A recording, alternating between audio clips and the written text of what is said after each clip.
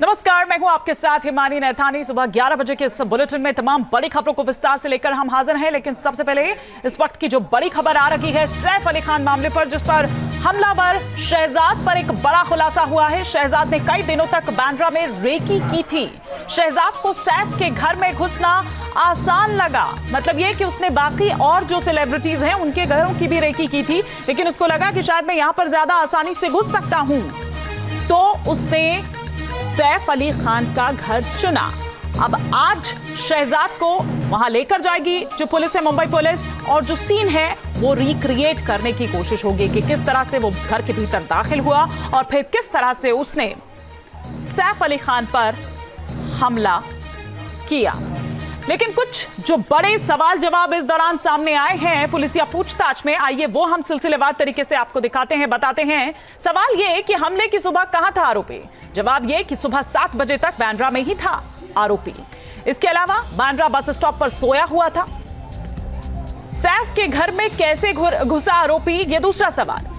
तो उसका जवाब यह था कि सीढ़ियों से बिल्डिंग की 7वीं मंजिल तक वो गया, पाइप के जरिए 12वीं मंजिल पर चढ़ा, मतलब फिर 7वीं मंजिल तक तो वो सीढ़ियों से गया। उसके बाद उसने पाइप का सहारा लिया, बाथरूम की खिड़की से फ्लैट में उसने एंट्री की। आरोपी के बैग से क्या कुछ मिला? तो जवाब यह है कि हथौड़ा, पेचकस, नायलॉन की जो रस्सी है वो उस पूरा अपने साजो सामान साथ लिए हुआ था।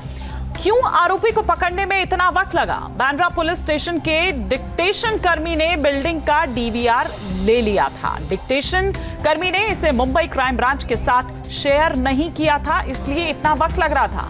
क्या करता था आरोपी? सवाल ये था। तो 5 से 6 महीने पहले ही मुंबई दरअसल ये आरोपी आया था। हाउसकीपिंग एजेंसी में ये काम करता था।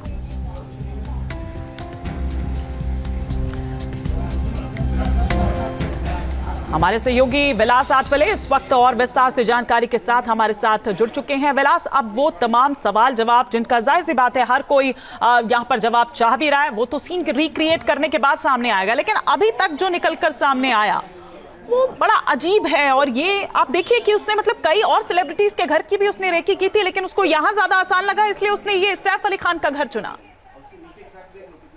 देखिए, बिल्कुल 12वीं मंजिल पे मोहम्मद जो है वो पहुंचा कैसे, इसका सवाल जो है पिछले 78 घंटे से जो है सभी के मन में था। लेकिन आज उसे जब डिटेक्शन ब्रांच से यहाँ बांद्रा पुलिस स्टेशन में लाया है तो पता चला कि 7वीं मंजिल तक वो चढ़ के गया, स्टेयरकेस से गया।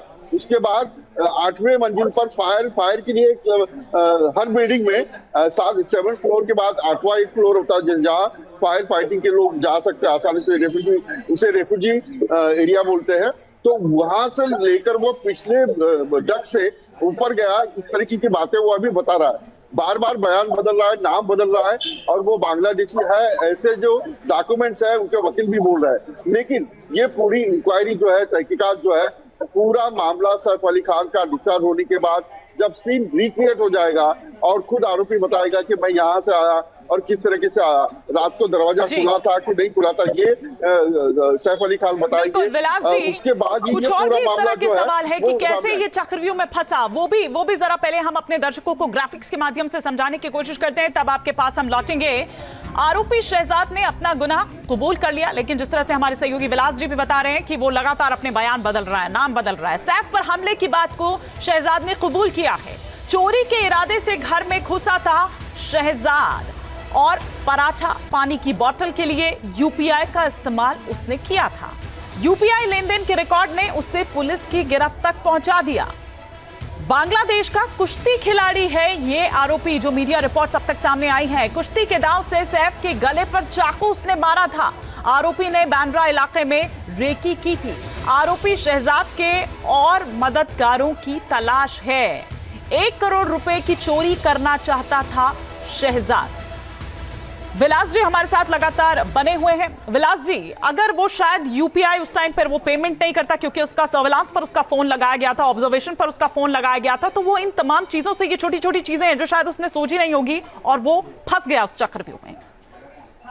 बिल्कुल, जब वो सैफ अली के घर से निकला तो सुबह बांद्रा तक उसका जो फोन है वो डिटेक्ट नहीं हुआ था। लेकिन वो बांद्रा से दादर गया, दादर ने उसने एक हेडफोन खरीदा और हेडफोन खरीदने के बाद उसने वर्ली में एक जीप पे जो है वो किया और वहीं से यानी रात को कौन सा मोबाइल वहां ट्रेस हो रहा है सैफ अली के घर में, वो क्या मूवमेंट कर रहा है और वो कौन से नंबर का है, ये उसने जब ट्रांजेक्शन किया तब पता चला और तब जाके मोहम्मद शहजाद का पता चला। उसके बाद वो वर्ली से थाने गया। न्यूज नेशन अब व्हाट्सएप पर खबरों के ताजा अपडेट के लिए न्यूज नेशन के इस QR कोड को स्कैन करें।